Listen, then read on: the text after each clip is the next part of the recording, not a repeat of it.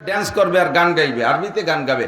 নাহনুল খালিদাতু ফালা নাবিদু, নাহনুন নাইমাতু ফালা নাবআসু, নাহনুর রাজিয়াতু ফালা নাসকাতু, তুবা লিমান কানা লানা ওয়া কুন্না লাহু। আল্লাহু আকবার। তারা গান গাবে আর বলবে আমরা চিরকাল আছি, চির সুন্দরী, আমাদের চেহারার ভিতরে ভাস পড়বে না। আল্লাহর কিরে আপনার কোনো দোকানে যে একটা ফেয়ার অ্যান্ড লাভলি কিনে আনা লাগবে না। আমাকে এ চেহারা হলো স্টাই একেবারে ওয়াটার প্রুফ এবং বার্ধক্য পুরুষ, এ বুড়ো হয় না। নাহনুল খালিদাতু ফালা নাবিদু, কোনোদিন আমরা শেষ হব না। নাহনুন নাইমাতু ফালা নাবাসু, আমরা কোনোদিন, আমরা যে নিয়ামতের সাথে আছি, যে সৌন্দর্যের সাথে আছি, এই সৌন্দর্যের মধ্যে কোনো ঘাটতি নাই। নাহনুর রাজিয়াতু ফালা নাসকাতু, আমরা চিরকাল আপনার পর খুশি আছি, কোনোদিন বেজার হব না। বাজার কম হয়ে গেছে বলে রাগ হবো, আমাদের সাথে রাত সময় কম দিয়েছেন বলে রাগারাগি করবো, শাড়ি চুরি কম দিয়েছেন বলে রাগারাগি করবো, এমন কোনো ঝামেলা আপনাদের সাথে আপনার সাথে আমাদের কোনোদিন বাঁধবে না। আমরা আপনার পর খুশি, আপনিও আমাদের পর খুশি। কাজে 72 ডানা 72,000ও যদি হয় তোর কোনো টেনশনের কারবার নেই, ঠিক না? এরপর হয়তো বলবেন যে এত বৌদি কি করবো, কি করবেন সেই দিন করার সময় বুঝবেন, আগের থেকে করার দরকার নেই। এরপরেও যদি কম হয়ে যায়, প্রত্যেক মাসে জান্নাতের ভিতরে একটা বাজার হবে, বাজারের নাম বউ বাজার। বাজারের নাম কি? বউ বাজার। এই বউ বাজারে আর কিছু কিনতে পাওয়া যায় না, মাছ শাক পুঁইশাক মুইশাক ডাটা ডুটো এগুলো লিচু মিচু কিনা, ও জায়গা খালি বউ কিনতে পাওয়া যায়। আপনার এই বউ কিনবেন প্রত্যেক মাসে 1000। কন্যা সুবহানাল্লাহ।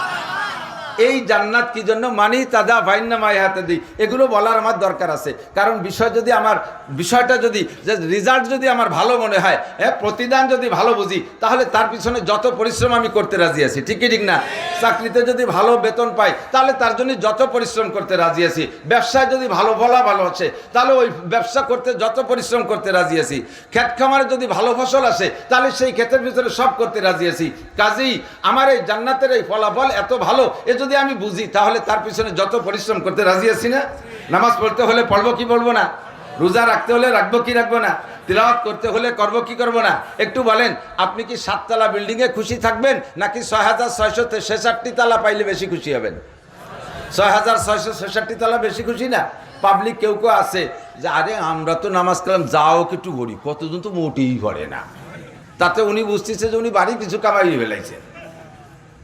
আখেরাতের ব্যাপারে আপনি এই অল্পের মধ্যে বাড়ি তুষ্ট থাকেন, ইবাদতের ক্ষেত্রে আপনি অল্পের মধ্যে খুব তুষ্ট থাকেন। আমরা তো যাও একটু করি, করতে মোটেই ভরে না। তাতে আমরা তো তাকে চাইতে বেশ খানিক আগে ভেসতে যাব, কিন্তু তুমি যে গোড়ার ডিম ভরতেছো তা হচ্ছে কি হচ্ছে না তারই বা ঠিক কি, এতে তোমার জানা নাই। দরকার কতটুক সেইটুক কি তুমি বুঝে নেছো? কষ্ট পাচ্ছেন নাকি? আমাদের স্বভাব এরকম। দুনিয়ার ব্যাপারে আমরা এরকম কনাত করি না। আরে আমি যাও কখন ভ্যান তো চালাই খাচ্ছি, আর একজন তো তাও পাচ্ছে না, তা তো কর না।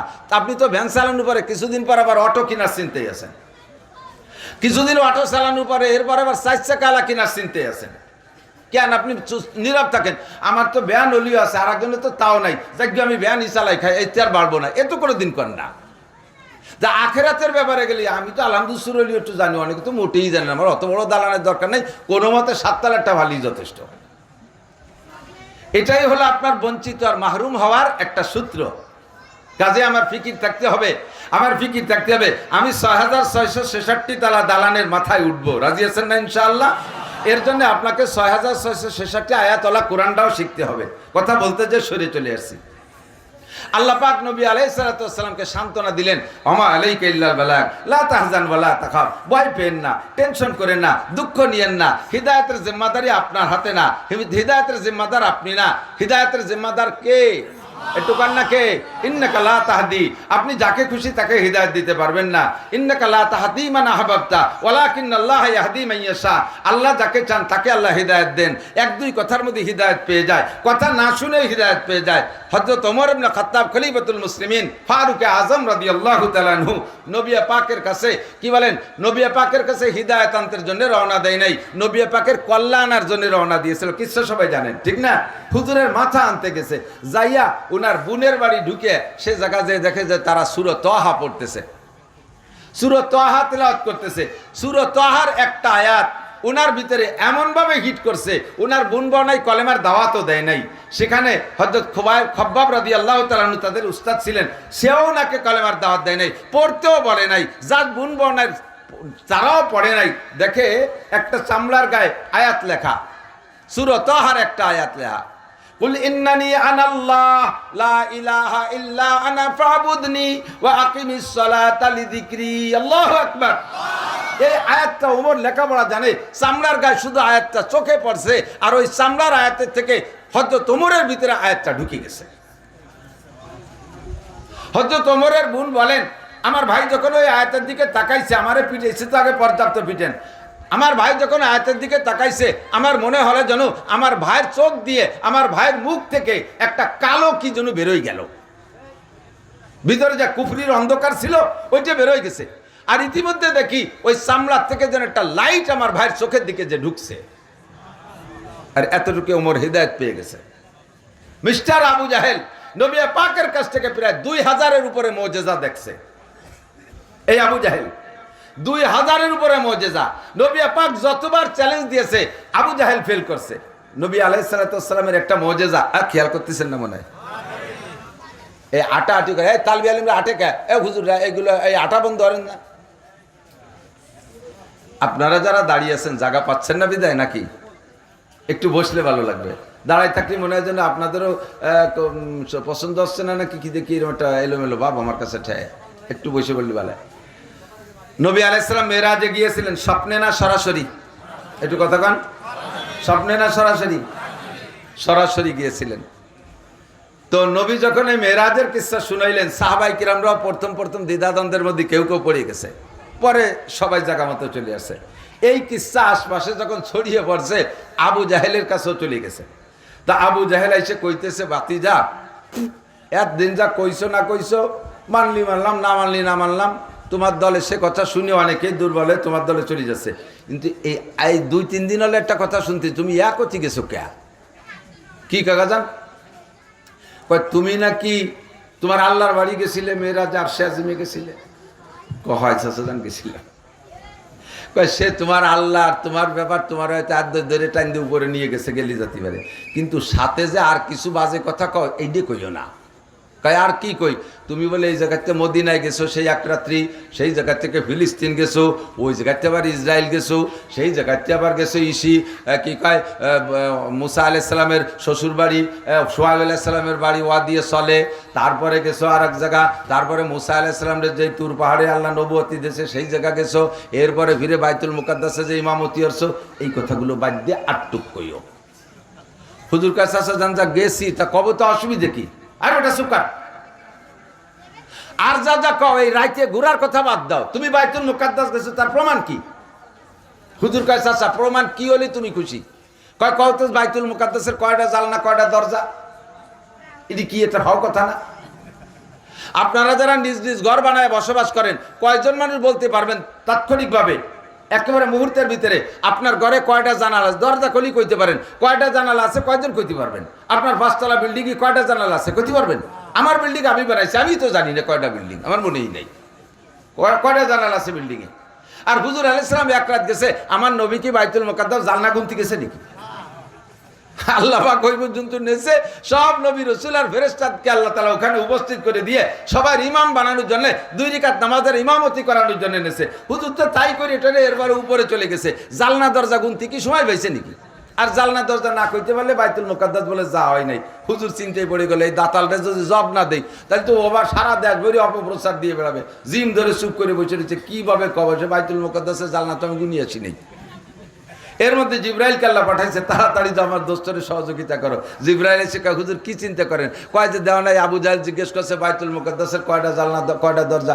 আবু জিব্রাইল তুমি তো তোমার একটা গুল্লি দিয়ে গুনায় ফেললেও পারতিয়া, তা গুনাইলে না। কয় যে ওই টেনশন করা লাগবে না, আপনি দেখে দেখে বলে দেবেন। পারবেন না?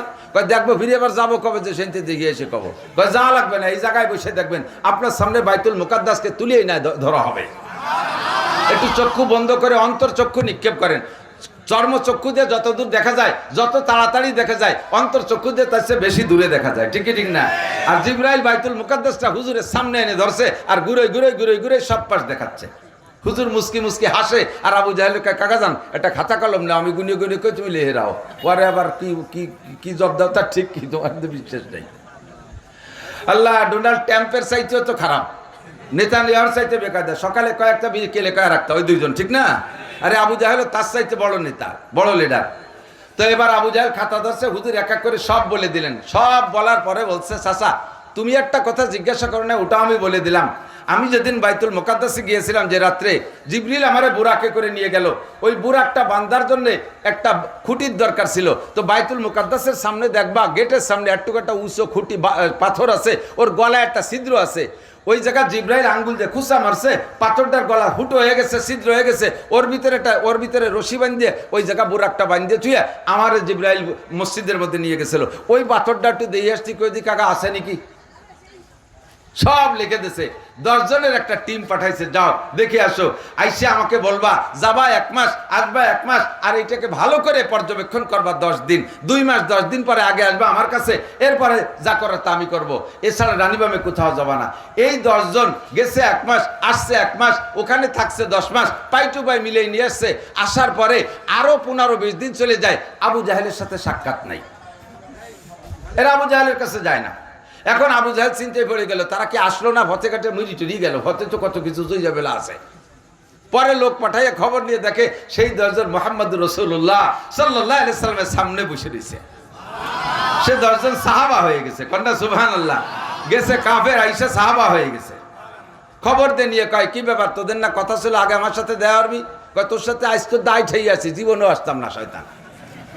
মুহাম্মদুর রাসূলুল্লাহ যা খাতায় লিখে দিয়েছে সম্পূর্ণ পাই টু পাই মিলে গেছে। কোন জালনায় কয়টা রড, কোন পাল্লায় কয়টা কাঠ, কোন দরজায় কয়টা কাঠ দেওয়া, সব কিছু হিসেবে মিলে গেছে। কাজেই যে এমন কথা বলতে পারে, তার কথার মধ্যে কোনো সন্দেহ নাই। সে যে বলেছে আনা মুহাম্মদুর রাসূলুল্লাহ, আমি আল্লাহর রাসূল, আল্লাহর কথা বলেছে লা ইলাহা ইল্লাল্লাহ, এই কথা কলেমাকে স্বীকার না করা পর্যন্ত আমাদের দিল ঠান্ডা হয় নাই। এই জন্য বাইতুল মুকাদ্দাসে বসেই আমরা কলেমা পড়ে ফেলেছি। আর যার কলেমা পড়ছি তার কাছে যাবো না কি তোর মতো শয়তান কাছে যাবো? এই জন্য চলে গেছে ওই জায়গা, কন্যা সুবহানাল্লাহ। ঠেকাতি যে ছড়াই ফেলাইছে, ঠেকাতি যাইয়া ছড়াই ফেলাইছে। এই কজন তো এত তাড়াতাড়ি মুসলমান হতো না, ওই আবু জাহেল ঠাইছি দিলে মুসলমান বানাইছে, কন্যা সুবহানাল্লাহ। কাজ যদি হক হয় তাহলে বাতিলের দ্বারাও প্রসার পায়। কতক্ষণ কাজ যদি হক হয় বাতিলের দ্বারাও প্রসার পায়, কাজ যদি হক হয় ঠেকাতে গেলে ছড়াই যায়, ঠিক কি ঠিক না? আল্লাহু আকবার। নবী আলাইহিস সালামকে আল্লাহ সান্ত্বনা দিয়ে বলেন, এই পুরো কোরআন শরীফ চ্যালেঞ্জ ছেড়ে দিয়ে থাকলো তোমার জন্য, জালিকাল কিতাবুল লা রাইবা ফি, কোনোদিন কেউ এর এগেইনস্টে করে কিতাব বানাইতে পারবে না। আর কেউ না বানাইতে পারার পরেও যদি তোমার হিদায়াত গ্রহণ না করে, লা তাহজান ওয়া লা তাখাফ, ভয় পেও না, টেনশন করো না। নবী পাক এভাবে চ্যালেঞ্জ দিয়ে আজীবন জিতে আছে, এখনো পর্যন্ত জিতে আছি আমরা কোরআন নিয়ে। কথা কোন ঠিক কি ঠিক না? সব কিতাবের ভিতরে পরিবর্তন হয়ে গেছে, তাওরাতের ভিতরে পরিবর্তন, ইনজিলের মধ্যে পরিবর্তন, জবুরের তো কোনো অস্তিত্বই নাই, আগের কোনো আসমানি কিতাবের কোনো খবর নাই। আর এই দুইখান এখনো মানব সমাজের ভিতরে আছে। খ্রিস্টানরা ইনজিল নিয়ে নাড়াচাড়া করে, আর ইহুদিরা ওই নেতানিয়াহু গোষ্ঠী ওরা তাওরাত নিয়ে নাড়াচাড়া করে। এরা নবী মানে মুসা আলাইহিস সালাম রে, আর ওরা নবী মানে ঈসা আলাইহিস সালামকে। বলে যে ওই দুইজন বড় নবী, ওদের কার্যক্রম কিয়ামত পর্যন্ত চলতে থাকবে। কিন্তু আমার নবী আসার পরে তাদের কার্যক্রম আজ থাকবে না চলে যাবে? আছে না নাই? তাদের কার্যক্রম কি থাকবে?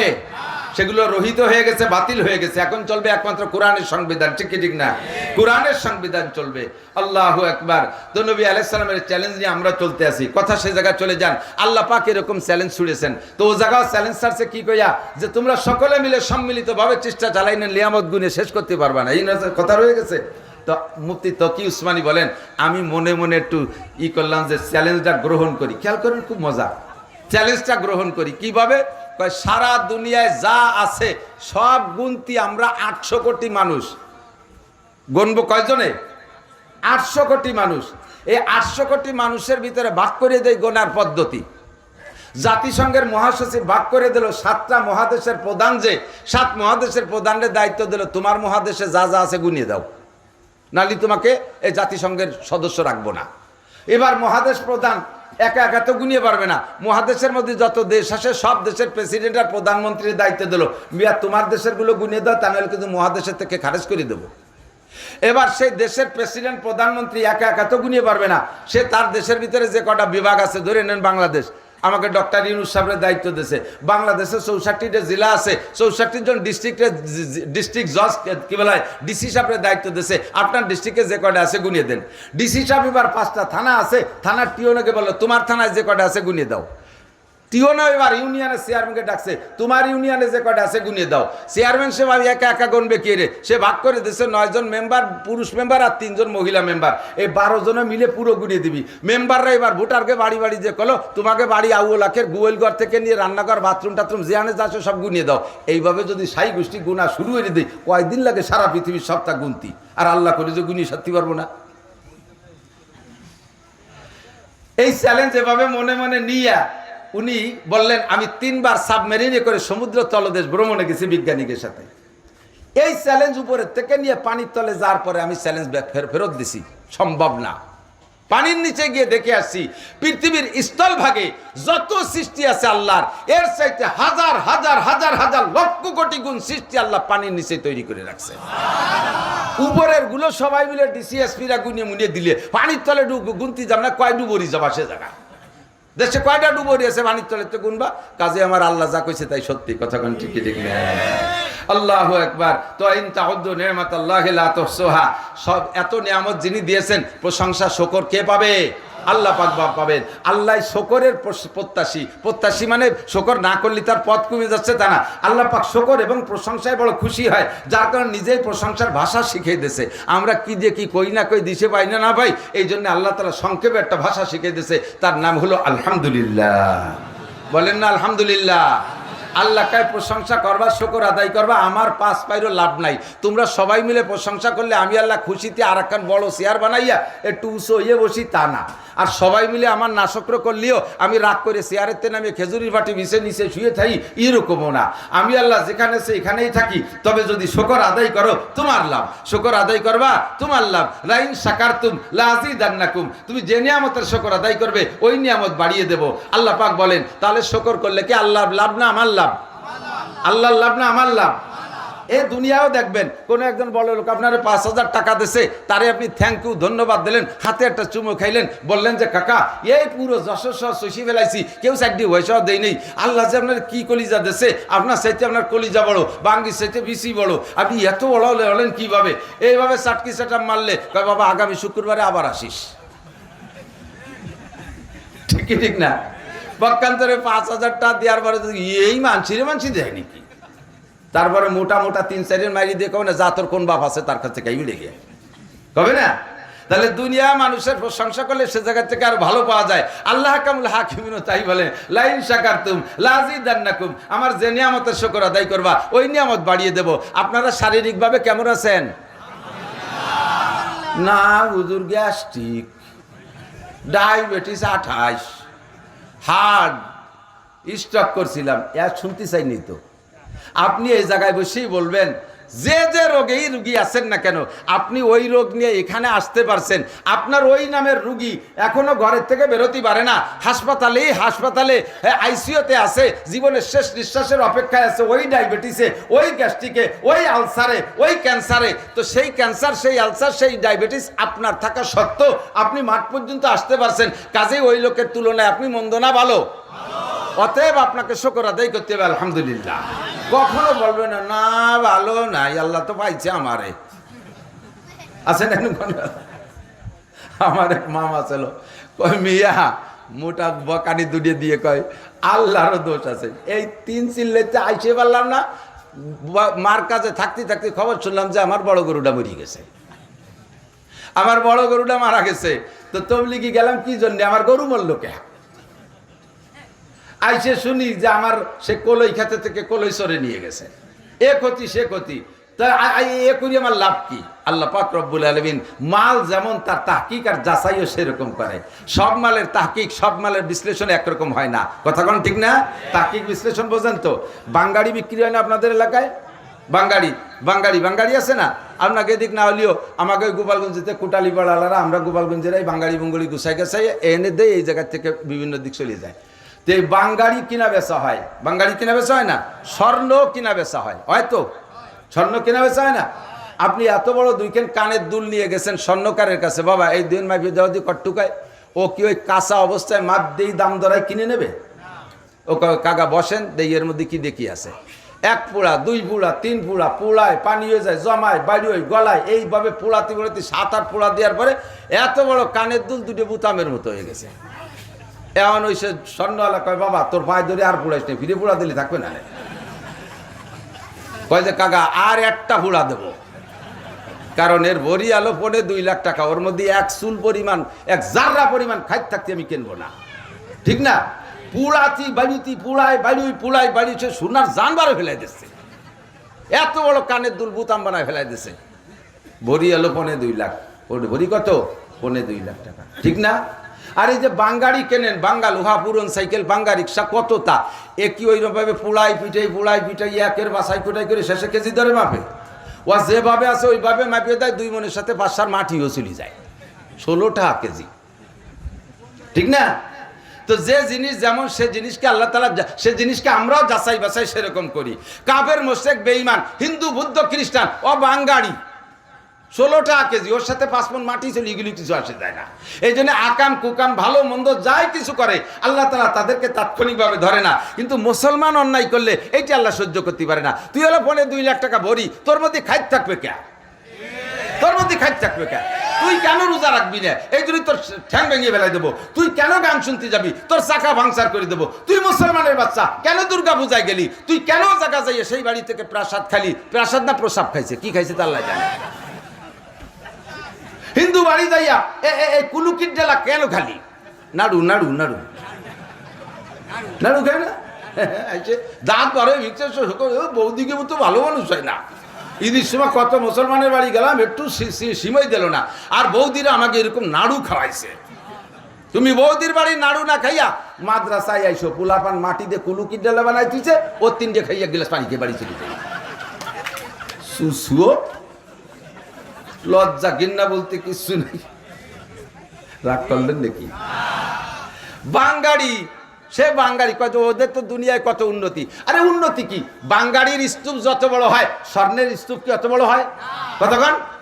বাঙ্গাড়ির স্তূপ কত বড়, বাঙ্গাড়ির বস্তা, স্বর্ণের বস্তা আর বাঙ্গাড়ির বস্তা এক সাইজ। 8টা-10টা বস্তা দিয়ে 1 বস্তা বানাইছে, তার নাম ডোব। ওর মধ্যে বস্তা ভরিয়ে গাদি দিয়ে থুইছে, বছরের পর বছর রাস্তার পাশে পড়িয়েছে, ওদিক পাগলও ফিরে চায় না, ঠিক না? এর নাম বাঙ্গাড়ি।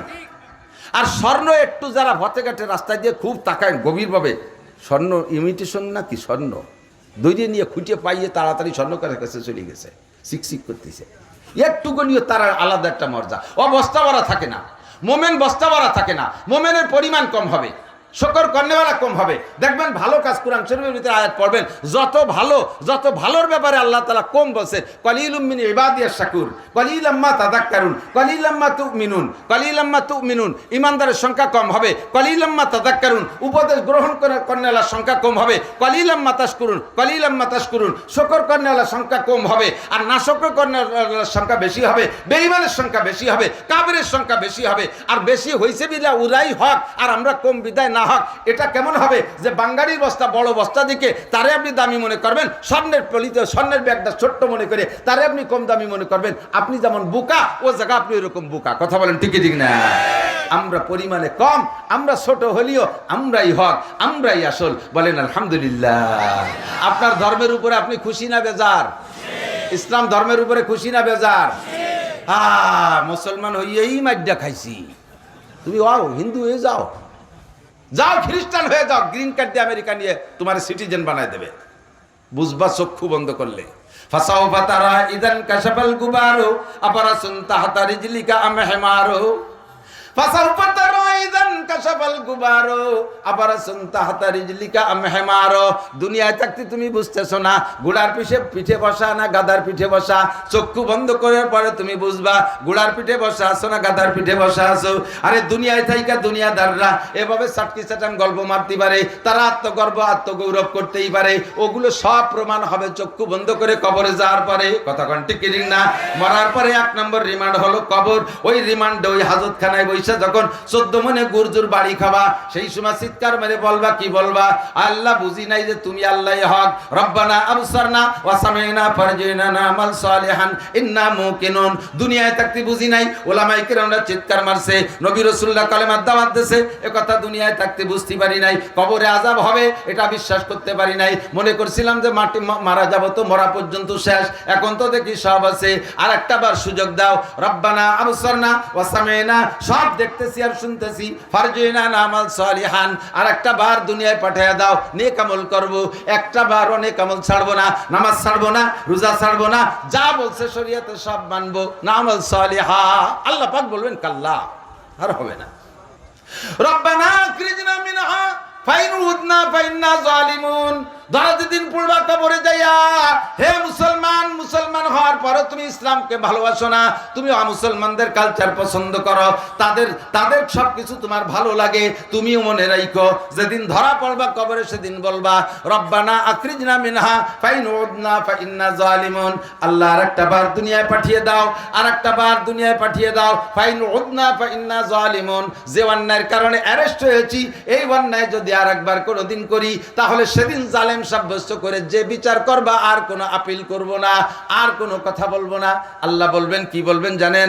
ইকসাউ ফিহা, আহা এদিক, ইকসাউ ফিহা, পড়ে থাক এর মধ্যে, অপমানজনক ভাবে পড়ে থাক। ইকসাউ ফিহা ওয়ালা তুকাল্লিমুন, আমার সাথে কোনো কথাই হবে না। ভাই ওই কালে যাইয়া আল্লাহ যদি কে আমার সাথে কথা হবে না, তাহলে কি আর কারো দরবারে যে কথা বলার জায়গা আছে? আল্লাহ বলবি ইকসাউ ফিহা, পড়ে থাক এর মধ্যে, ওয়ালা তুকাল্লিমুন, আমার সাথে কথা বলবি না। সাথে আল্লাহ খোটা দেবে, আলাম ইয়াতিকুম নাজির, হে মুসলমান, আলাম ইয়াতিকুম নাজির, তোমাদের কাছে কি ভীতি প্রদর্শক যায় নাই? বক্তারা যায় নাই? তাবলীগ ওয়ালা যায় নাই? জুমার দিনে ইমাম সাহেব কি মসজিদে বলে নাই আলাম ইয়াতিকুম নাজির? খতিবরা বক্তারা কি বয়ানে এগুলো বলে নাই আলাম ইয়াতিকুম নাজির? আল্লাহর হাতে, ফেরেশতার হাতে যখন রিমান্ডে গুগু মুড়া দিয়ে, পিঠ মুড়া দিয়ে, গলায় বেড়ি দিয়ে যখন টাইট করে বসায় এভাবে জিজ্ঞেস করা হবে, ও সময় তো ছুটতে পারবেন না। ছুটতি না পাইরা মিথ্যে কথা বলার কায়দা নাই, আপনি স্বীকারই করতে বাধ্য হবেন। কলু বালা জানা নাজির, জি আল্লাহ এসেছিল, কত যে সুন্দর করে বললো, যুক্তি দিয়ে বললো, দলিল দিয়ে বললো, কত ভাবে বললো। ফাকাদ্দাবনা ওয়া কুলনা মা নাযালাল্লাহু মিন শাই, কথাগুলো বিশ্বাস করি নাই, আর বলেছে এগুলো সব মিথ্যে কথা, এগুলো আল্লাহ নাজিল করে না, মৌলবীরা বানাইছে নাই কইয়া এই পয়সা কামাই করার জন্য ধান্দাবাজি করতেছে। এখন তো সব দেখি সত্য, আরেকটা বার পাঠায় দেন, কোনো দিন আর রেহাই পাওয়া যাবে? কথা বলেন যাবে? শুকর করব কার? বলি আলহামদুলিল্লাহ, আলহামদুলিল্লাহ। সব নিয়ামতের শুকর কার হবে? আলহামদুলিল্লাহ। বর্ষাকাল বৃষ্টি আল্লাহ দেবেন, এটাই আল্লাহর সিস্টেম। আবার শীতকালে শীত দেবেন, এটাই আল্লাহর নিজাম। আর শীতকালে শীত হওয়াটাই নিয়ম, বৃষ্টি বর্ষাকালে বর্ষা হওয়াই নিয়ম। আবার এই নিয়মকে পরিবর্তন করার ক্ষমতা একমাত্র কে রাখে? আর কেউ রাখে? যা আমাদের মাননীয় প্রধান উপদেষ্টা যদি ইচ্ছা করেন যে এখন পুষ মাসে শীতের মতো শীত দেবেন, অবশ্যই পারে। পারবে না? গরমকালে শীত আর শীতকালে গরম বানাইতে পারবে? প্রচন্ড বৃষ্টির দরকার। আমাদের উপদেষ্টা মন্ডলী যারা আছে, আমরা সাথে যারা আন্দোলন করেছি, সবাই সম্মিলিতভাবে চেষ্টা করে কি এক চাক মেঘ বানাইতে পারবো? কিছুই পারবো না। তো খালি খালি আল্লাহর সিদ্ধান্তের সাথে বিরোধিতা করবো কে? যদি বৃষ্টি হয় তাহলেও বলবো আলহামদুলিল্লাহ। কথা কন না? এক বুজুর্গ, এক পীর সাহেব ঝড় ছাড়ছে ওনার বাড়ির পাশে, জম্মের বেগে ঝড়, 300 কিলোমিটার বেগে ঝড়, ঝড়ে ঘর পড়ে পড়ে বাপ। এখন দোয়া কালাম যা ছিল সব পড়া শেষ, তবুও ঘর এলি যাচ্ছে। এখন পীর সাহেবের স্ত্রী বলতেছে একটু বাইরে যাইয়ে দুই পেলা বাদান, ফিন্নে বাদান, ঠিন্নু বাদান, এ ঘর তো পড়িয়ে গেল, দোয়া কালাম এনে কুলোচ্ছে না। তো পীর সাহেব বাইরে বেরোইয়া বাঁশ দুইখান নিয়ে ফিন্নে বাঁধাবে, ঘর ঝড় আলো দক্ষিণে, তাহলে পেলা বাঁধাতে হবে উত্তর দিক দিয়ে না, পীর সাহেব সেই দক্ষিণ দিক দিয়ে ফেলা বাঁধাইছে। বাদায় থুয়ে ঘরে আইছে, মহিলা কইতেছে তুমি পীর হয়ে কি ইয়ারই বলো দিয়ে গেছো নাকি?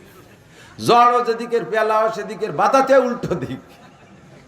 তো পীর সাহেব বলতেছে আরে বলদ, এই জ্বর দেশে আল্লাহ, যদি আমার গল ফেলানোর সিদ্ধান্ত আল্লাহ নিয়েই থাকে তাহলে আমি 1000 খানিক পেলা বেঁধে ঠেয়াতে পারবো? তো যদি উল্টো ভাষে ফেলা বাঁধায় তাহলে আল্লাহর সাথে বিরোধিতা করা হবে, আর আল্লাহর সাথে বিরোধিতা করে কেউ কোনোদিন টিকতে পারেনি। কাজে আমি আল্লাহর পক্ষেই থাকি, গর্ব লিও বলুক থাকলেও থাক। আল্লাহ যেদিকের থেকে জ্বর দিয়েছে আমি ফেলা হচ্ছে, আল্লাহর দলে তাই। সুখের সময় আলহামদুলিল্লাহ বলেন, আলহামদুলিল্লাহ। দুঃখেও আলহামদুলিল্লাহ, দুঃখের পর তো আমি বিরোধিতা করে কুল পাচ্ছি না, বলবো আলহামদুলিল্লাহ। ইমানের পরিচয়, এদিক তাকান। ইমানদার, ফ্রেশ সলিড ইমানদার আপনাকে আপনি অনুভব করতে পারবেন কখন? সর্ব হালাতে যখন শুকর আদায় করতে পারবেন। দুঃখেও আলহামদুলিল্লাহ, সুখেও আলহামদুলিল্লাহ। অনেকে আছে প্রশংসা, এদিক থাকেন আমার দিক থাকেন, খেয়াল করেন, শুনতেছেন তো? আমরা হুজুররা বিশেষ করে একজনের নাম জিজ্ঞেস করলি, ভাই আপনার নাম কি? আমার নাম নাচিজ আব্দুর রহমান। আপনি কে? আমি গুনাগার আব্দুল খালেক। কতি শুনছেন না এরকম? আমি গুনাগার আব্দুল খালেক। এই আমি গুনাগার আব্দুল খালেক বলি যে পরিচয় দিচ্ছ, তাহলে তোমার নামের সাথে নিজে গুনাগার শব্দটা লাগাই বলতেছো। এই কথাটা মনেতে বলতেছো না, তুমি বানাউট করে বলতেছো। প্রমাণ হবে সামনে 8-এর দিন। 8-এর মধ্যে যাইয়া একজনে যদি দূরিত্বে ডাক দেয়, এ গুনাগার আব্দুল খালেক, এ গুনাগার আব্দুল খালেক, দেখবেন যে চোখ লাল হয়ে গেছে, মিজাজ গরম হয়ে গেছে। এ নাসির শামসুল হক, এ নাসির শামসুল হক, এই করে যদি ডাক দেন, যারা বোঝে আর কি, নাচিজ মানে আমি কিছুই না। তাহলে সেদিন তুমি নিজেই বললে আমি নাচিজ আব্দুর রহমান, আমি না গুনাগার আব্দুল খালেক। আজকে সেই কথা আমি বললে তুমি রাগাও কে? তোমার মুখখান পুড়িয়ে গেল কে? বোঝা যায় যে এটা তোমার বানাউট উপাধি, নিজে নিজে বানাইছো, নিজের নিজে আরো হুটো নুজেনে। এই গুনাগার মানে আমি নেককার, গুনাগার মানে আমি নেককার, নাসিজ মানে আমি কিছু চিজ। নামের সাথে অত বারেন্দা লাগানোর দরকার নাই, নামের সাথে বারেন্দা।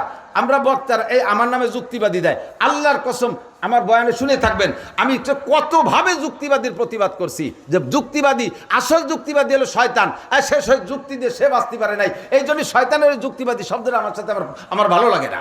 কিন্তু কে যে কবে উঠে গিয়ে খাতায় লেয়া শুরু করে দিতে আমি ঠেয়াতেই পারলাম না।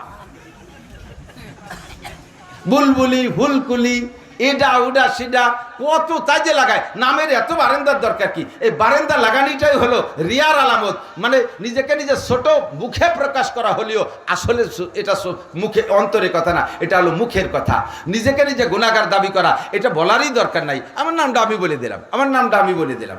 আমি সর্ব হালাতে একই হালাতে থাকবো। প্রশংসা করলেও আমার যে হালাত, আমার বদনাম করলেও সেই হালাত, তাহলে বুঝবেন আপনি ইমানদার। কথা বলেন ঠিক না? শোক ভালো কিছু হলেও তাতেও আলহামদুলিল্লাহ, বিপক্ষে চলে গেলেও আলহামদুলিল্লাহ। তো বাহারহাল আল্লাহ পাক আজকে যে অবস্থায় রাখছে, অবস্থার পর আমরা খুশি না বেজার? বলি আলহামদুলিল্লাহ, বলি আলহামদুলিল্লাহ। আমি আপনাদের সকলের কাছে জানতে চাই, সিজনালি কথা থাকে, মাদ্রাসার কথা মাদ্রাসায় বলা লাগে। আমি যত ভালো ওয়াজ করি, শেষমেশ যদি হুজুরকে মসজিদের জন্য কয়টা টাকা কালেকশন না দিই, হুজুররা আমার পর সন্তুষ্ট থাকবে না। গ্যারিস্তে ওয়াজ করবো সারা রাত, ভালো আপনারা বসে থাকবেন, সবাই তৃপ্তি পাবেন, কিন্তু টাকা উঠোই না দিলে উন্ডা অখুশি। তবে সে টাকা উঠোনে উঠি শেষ, নিশ্চিন্তে বসে থাকেন। 1 টাকাও মাদ্রাসায় কেউ দেবেন না, যা দেশেন দেশেন। ঠিক আছে তো? বসে থাকবেন, নড়াচড়ার দরকার নেই, ভয় নাই, কোনো টেনশন নাই। তবে জিজ্ঞাসা করতে চাই, আপনারা কি সুখে থাকতে চান না অসুখে থাকতে চান? শান্তি চান না অশান্তি চান? শান্তি চান তো? সত্যি শান্তি চান? আমিও শান্তি চাই। আল্লাহ পাকও শান্তি চাওয়া শিখিয়ে দিয়েছে। তোমরা দোয়া মুনাজাতের মধ্যে দোয়া করবা, রব্বানা পড়বেন, রব্বানা আতিনা ফিদ দুনিয়া হাসানা ওয়া ফিল আখিরাতি হাসানা ওয়া কিনা আযাবান নার। আল্লামা জালালউদ্দিন রুমি রাহমাতুল্লাহ আলাইহি আয়াতের তরজমা দিয়ে শের লেখেন, আতিনা ফি দারে দুনিয়া না হাসান, আতিনা ফি দারে দুনিয়া না হাসান, আতিনা ফি দারে উকবা না হাসান। আল্লাহ দুনিয়াও শান্তি চাই, আখিরাতেও শান্তি চাই। দুনিয়াও কান্তি চাই না, আখিরাতেও কান্তি চাই না। দুনিয়ার সুখ শান্তি আমি চাই, দুনিয়া হাসি খুশিতে থাকতে চাই, আখিরাতে আমি সুখে শান্তিতে থাকতে চাই। কোন জগতে আমি অশান্তি চাই না। কথা বলুন ঠিক কি না? আল্লাহ দুনিয়াও আমাদের জন্য, আখিরাতও আমাদের জন্য। হারগুলেরা রঙ্গ বুয়ে দে গারাজ, প্রত্যেক ফুলের রং আর গ্রান আলাদা। খুব মজা, এদিক তাকান, প্রত্যেক ফুলের রং আর গ্রান আলাদা। হযরত আবু বকরের স্বভাব একরকম ছিল, হযরত ওমরের স্বভাব আর এক রকম ছিল, উসমানের স্বভাব আর এক রকম ছিল, আলীর স্বভাব আর এক রকম ছিল। সামান্য সামান্য পার্থক্যর দিক দিয়ে। এই জন্য তো 4 জনের 4 class. Number 1 Abu Bakr, roll number 2 Omar, roll number 3 Usman, roll number 4 Ali. এই 4 জনের 4 জনকে জান্নাতি না জাহান্নামী? জাহান্নামী না জান্নাতি? যার প্রশংসা করা শুরু করব, মনে করবেন যে উনি সবচাইতে বড়। সিরাতের কিতাব, তারিখের কিতাব, ইতিহাসের কিতাবের ভিতরে ঢুকলে আবু বকরের জিন্দেগি যখন পড়া শুরু করি, মনে হয় যেন বাকি কয়জনের নামে আর কিছুই থাকলো না। এক একজনকে আল্লাহ তাআলা এক এক দিক দিয়ে আগায় দিয়েছে। আরহামু উম্মতি, নবী পাক নিজেই বলেন আরহামু উম্মতি বি উম্মতি আবু বকর, আমার উম্মতের উপরে সবচাইতে রহম দিল, দয়াবান, নরম দিল, উম্মতের উপরে মায়াবী মানুষটা, সবচাইতে শ্রেষ্ঠ মায়াওয়ালা মানুষটা আবু বকর। এরপরে ওমর সম্পর্কে ওয়াসাদুহুম ফি আমরিল্লাহি ওমর, আমার ওমর শরীয়তের বিধানের ব্যাপারে সবচাইতে কঠোর। তাহলে এ কথার দ্বারা কি বোঝেন যে আবু বকর সবচাইতে রহম দিল, তাহলে ওমরের মধ্যে কি রহম একটু ছিল না? একদিক দিয়ে আবু বকরের ভিতরে বেশি। আবার আসাদুম ফি আমরিল্লাহি ওমর, শরীয়তের বিধান